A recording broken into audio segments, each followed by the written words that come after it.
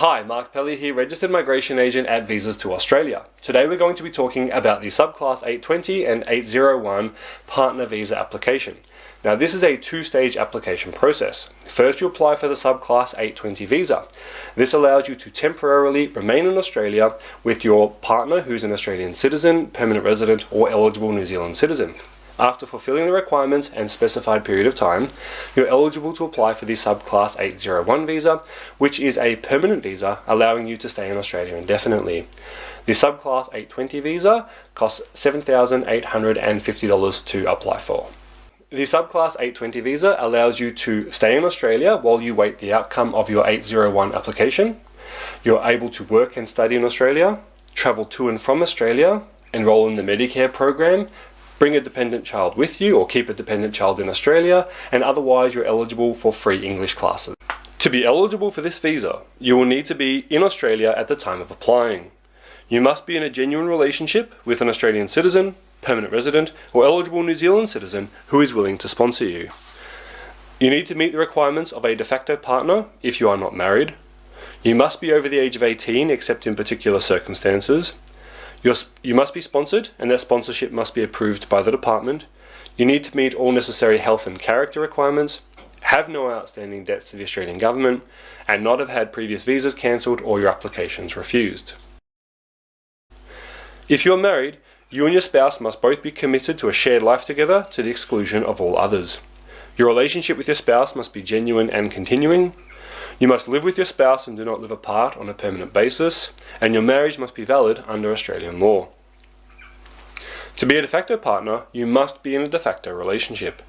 You and your partner are in a de facto relationship if you are not married, you're committed to a shared life to the exclusion of all others, your relationship is genuine and continuing, you live together or do not live separately and apart on a permanent basis, and you are not related by family.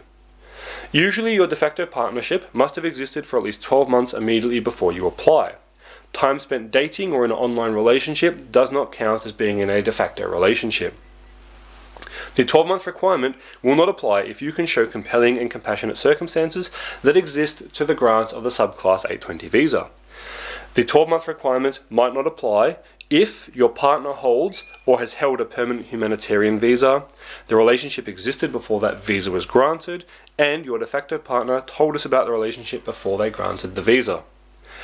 Further, the 12-month requirement may not apply if you're in a de facto relationship with a partner who is an applicant for a permanent humanitarian visa, or you have registered your relationship with an Australian authority, such as the Registry of Births, Deaths and Marriages. Speaking to sponsorship, your sponsor must be over the age of 18.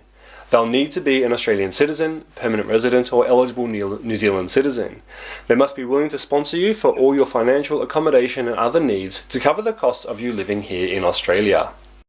The Subclass 801 visa is the permanent stage of the two-stage visa application process. If you're still in a relationship with your partner and it's mutually exclusive, ongoing and continuing, you stayed in Australia for the specified period of time, then you may be eligible to apply for the Subclass 801 visa, which has all the same rights and entitlements as permanent residency.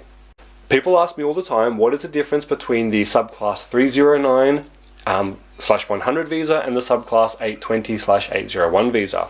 Essentially, the Subclass 309 visa is to be applied for when you're overseas, and the Subclass 820 visa is to be applied for when you're here in Australia.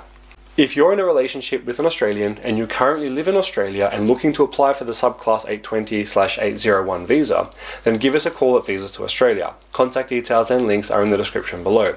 While this visa may look easy to apply for in the first place, it actually isn't. Any mistake or issues can cause either a significant delay in your visa, or otherwise you could have it rejected. If it's rejected, you could end up before the Administrative Appeals Tribunal, which takes many years to apply for. Therefore, we suggest to get it right first time and give us a call. Mark Pelly here, Registered Migration Agent at Visas to Australia. Make sure you click the subscribe and like button and stay tuned for more videos about different types of Australian visas.